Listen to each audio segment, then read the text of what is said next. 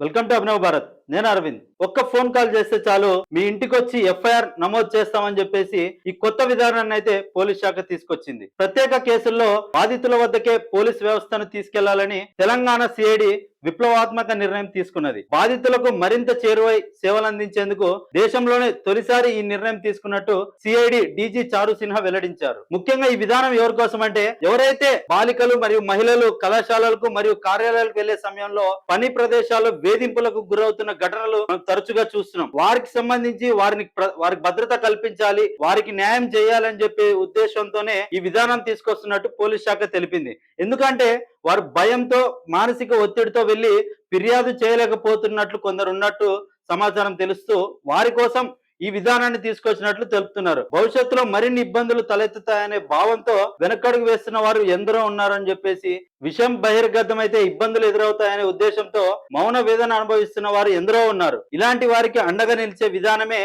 ఇంటికెళ్లి FIR నమోదు చేయడం. ఎందుకంటే మనం చాలానే చూసుకుంటున్నాం, మధ్య తరగతి పేద కుటుంబాల్లో సొసైటీ గురించి మనం చాలా ఆలోచిస్తుంటాం. మనకి ఏదైనా ఇలాంటి వేధింపులకు గురైతే మన ఇంట్లో కానీ ఎవరైనా కూడా మనం దీన్ని బయటకు చెప్పుకోవడానికి చాలా ఆలోచిస్తూ ఉంటాం. ఎందుకంటే సొసైటీ ఈ విషయాన్ని ఎలా చూస్తుందో, దీని తర్వాత ఎటువంటి పరిణామాలు ఎదురవుతాయో అనే భయం మనలో చాలా మందికి ఉంటది.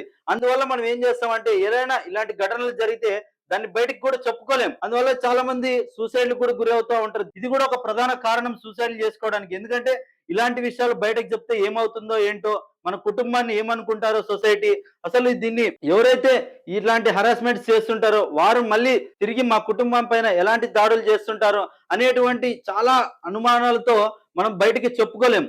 అందువల్ల చాలా మంది సూసైడ్ కూడా చేసుకుంటారు. అయితే ఇలాంటి దానికి చెక్ పెట్టడానికి ఈ విధానం తీసుకొచ్చామని చెప్పేసి పోలీస్ శాఖ తెలుపుతుంది.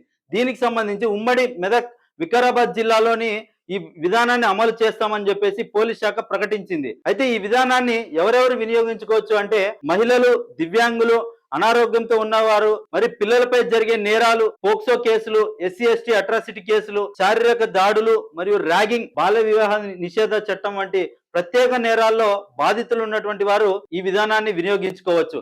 ఎందుకంటే మనం చూస్తూనే ఉంటాం, పనికి చేసేటువంటి ప్లేసుల్లో కానీ, లేకుంటే స్కూళ్ళు కాలేజీలు వెళ్ళేటువంటి ప్లేసుల్లో ర్యాగింగ్లు కానీ, లేకుంటే హరాస్మెంట్స్ కానీ, అంటే పని చేసేటువంటి ప్లేసుల్లో ఎక్కువగా చూస్తుంటాం. అదేవిధంగా పిల్లలు కాలేజ్ ఇప్పుడు చాలానే చూస్తున్నాం, కాలేజీ విషయాల్లో ర్యాగింగ్లు అంటూ చాలానే జరుగుతూ ఉన్నాయి. మహిళలు దీనికి చాలా మంది పిల్లలు, విద్యార్థులు కూడా ఈ బారికి గురయ్యే ఛాన్సెస్లు ఉన్నాయి. కాబట్టి ఇటువంటి వాటికి చెక్ పెట్టాలని చెప్పేసి పోలీస్ శాఖ ఇలాంటి నిర్ణయం తీసుకున్నట్టు చెప్తుంది. అయితే దీనికి సంబంధించి ఇతర ప్రాంతాల్లో ఫిర్యాదు చేస్తే జీరో ఎఫ్ఐఆర్ నమోదుకు పోలీస్ శాఖ ఆదేశాలు జారీ చేసింది. అసలు జీరో ఎఫ్ఐఆర్ అంటే ఏంటి అనేటువంటి అది గతంలో నుంచే ఉంది. అయితే ఈ జీరో ఎఫ్ఐఆర్ గురించి చిన్న విశ్లేషణ చేసుకుందాం.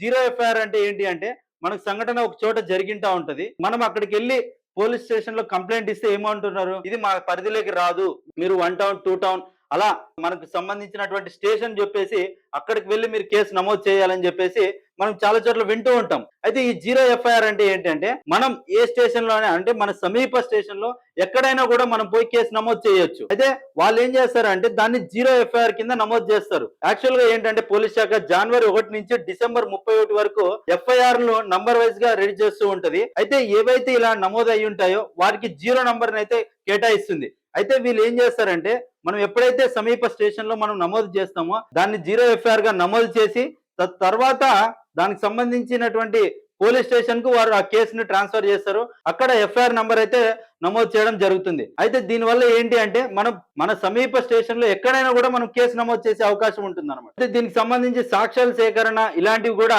వారి ఇంటికి వద్దకే వచ్చి చేస్తామని చెప్పేసి కూడా పోలీస్ శాఖ తెలుపుతుంది. అంటే ఏవైతే వాంగ్మూలాలు అంటివి ఏవైతే ఉంటాయో వాటిని బాధితుల ఇంటి వద్దకే వచ్చి సేకరిస్తామని చెప్పేసి కూడా దీనికి సంబంధించి పోలీస్ శాఖకు కూడా ఆదేశాలు జారీ చేసింది. అయితే ఎవరైతే దాడికి గురి అయి ఉంటారో, ఎవరైతే ఇటువంటి సమస్య ఉంటుందో వారు డయల్ 100 లేదా ఫోన్ కాల్ చేస్తే బాధితులు ఈ యొక్క నంబర్ ద్వారా సమాచారం ఇచ్చిన పోలీస్ సిబ్బంది బాధితుల నివాసాలకు చేరుకొని కేసునైతే నమోదు చేయాల్సి ఉంటుందని చెప్పేసి పోలీస్ శాఖ పోలీసులకు ఆదేశాలు చేసింది. నిర్దేశ వ్యవధిలో ఎఫ్ఐఆర్ కాపీని సంబంధితులకు కూడా అందించాలని చెప్పేసి కూడా పోలీస్ శాఖ ఆదేశించింది. అయితే దీన్ని ఖచ్చితంగా సద్వినియోగం చేసుకోవాలని చెప్పేసి పోలీస్ శాఖ ఆదేశించింది. కొత్త విధానాన్ని పటిష్టంగా అమలు చేస్తామంటూ నూతన విధానాన్ని సద్వినియోగం చేసుకోవాలని ఈ మేరకు ఇప్పటికే డివిజనల్ సర్కిల్ అధికారులకు స్పష్టంగా ఆదేశాలు జారీ చేశామని చెప్తున్నారు. దీన్ని ప్రజలు సద్వినియోగం చేసుకోవాలని పోలీస్ శాఖ తెలిపారు. Thank you.